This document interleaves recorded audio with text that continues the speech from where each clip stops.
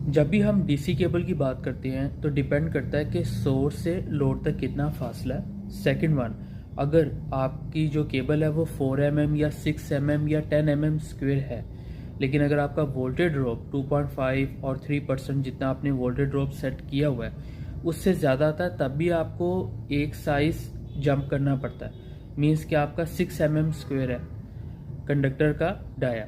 अब कंडक्टर का डाया के अकॉर्डिंग 6 mm एक एरिया ऑफ क्रॉस सेक्शन है कि 6 mm से करंट इतना पास करेगा। अब जो करंट होता है वो भी 30 डिग्री सेल्सियस पे है, लेकिन उस पर टेम्परेचर के रेडिएटेड फैक्टर्स और इंस्टॉलेशन मेथड्स ये सारे डिपेंड करते हैं। इसकी वजह से जो करंट होता है वो डिग्रेड होता है। मीन्स के जो वैल्यू मिसाल के तौर पे 60 एम्पेयर है तो वो 60 एम्पेयर असल में 30 डिग्री सेल्सियस पे है।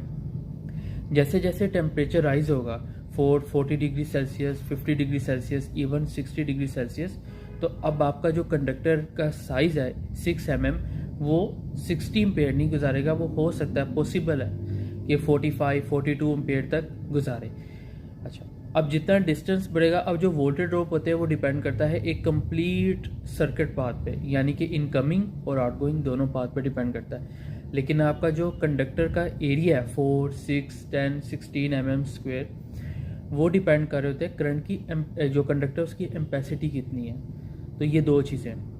तो अगर आपका करंट जो सा है वो वोल्टेज ड्रॉप एक्सीड कर रहा है उस पर, इसका मतलब लॉसेस ज़्यादा हो रहे हैं। लॉसेस का मतलब क्या है कि आपकी जो सोर्स से लोड तक की जो पावर है वो एफिशिएंटली डिलीवर उतनी नहीं हो पा रही। ठीक है, क्योंकि इस केस में पैनल ने करंट प्रोड्यूस करना है, ठीक है, उसके ऊपर जो इरेडियंस पड़नी है वाट पर मीटर स्क्वायर, उसने उसको कन्वर्ट करना है डीसी इन जो सी है ना panel DC current, DC voltage produce करता है, इनफैक्ट डीसी पावर। जब वो इन्वर्टर की इन पे जाएगी तो inverter as a load treat हो रहा है, जो कि फिर डीसी को एसी में करेगा और इन्वर्टर जो सा वो इलेक्ट्रिकल लोड है उसको भी सर्व करेगा, और आपकी जो यूटिलिटी है, जो आपके मज़ीद और सरप्लस यूनिट्स है, उसको ग्रिड में इंजेक्ट करेगा। तो असल में बेसिकली 4, 6, 10 mm डिस्टेंस पे भी डिपेंड करते हैं, इंस्टॉलेशन मेथड पे भी डिपेंड करते हैं, वोल्टेज लेवल इंसुलेशन पे डिपेंड करता है। आपकी जो 1000 वोल्टेज की स्ट्रिंग है 1500 की है, आपने ये चीज़ें देखनी होती है।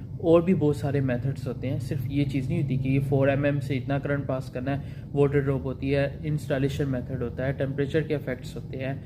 ठीक है, आपने कंडक्टर में किस वे से प्लेस किया, आप बरीड कर रहे हो, आप ओवरहेड कर रहे हो, ठीक है, आप जो सा वो वॉल के साथ साथ एल्कलीट लगा के जा रहे हैं, तो ये सारी चीज़ें मैटर करती। इस पर डिटेल वीडियो लेक्चर है और इसको मैं अपग्रेड करूँगा, आप देखिएगा।